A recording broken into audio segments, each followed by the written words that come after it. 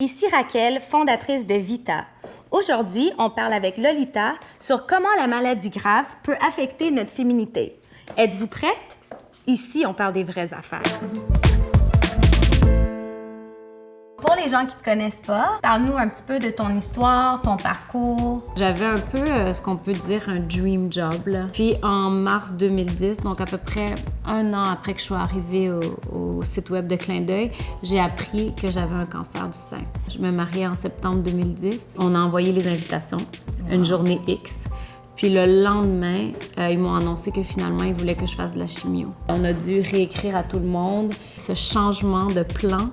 Ça a vraiment eu beaucoup d'impact sur moi. Puis pendant la maladie, j'ai fait comme une grosse dépression. Comment être confiante avec ton partenaire quand tout ça se passe? Même si moi, je suis avec mon mari aujourd'hui, mais mon copain depuis plus de 20 ans aujourd'hui. On s'est rencontrés au secondaire. Il m'a vu dans toutes les situations. Je me rappelle que quand j'ai appris que j'allais perdre mes cheveux, à l'époque, ça me semblait pire que tout le reste. Pour moi, pendant longtemps, ça, c'était ma féminité. J'étais pas vraiment prête à ce qu'ils me voient comme ça. Et c'est drôle que tu as dit ta féminité, c'était dans tes cheveux. Mais c'est difficile de pas baser sa féminité sur quelque chose d'esthétique puis quelque chose qui se voit. Je te dirais l'autre partie aussi. Dans mon cas, j'ai pas eu de mastectomie complète. Mais bon, il y a une cicatrice, il y a un trou. Tu sais, la forme est plus la même. Et tu sais, t'es ça, t'as un paquet d'os, t'as le sein charcuté, puis t'as plus de cheveux. Ben, tu te sens pas très sexy, tu te sens pas... Faut que t'ailles loin, là, dans toi, pour aller chercher cette confiance. Oui, pour aller chercher ça. Donc, est-ce qu'il y a un timeline à attendre avant de pouvoir avoir des enfants?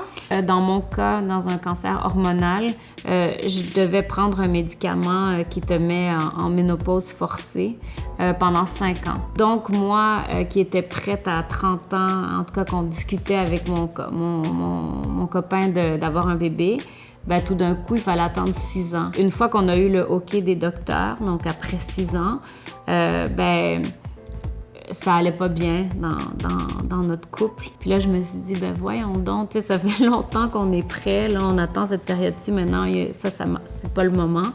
Puis finalement, tu sais, alors que maintenant j'ai 39 ans, on a décidé que, OK, c'est ce qu'on voulait, on a consulté.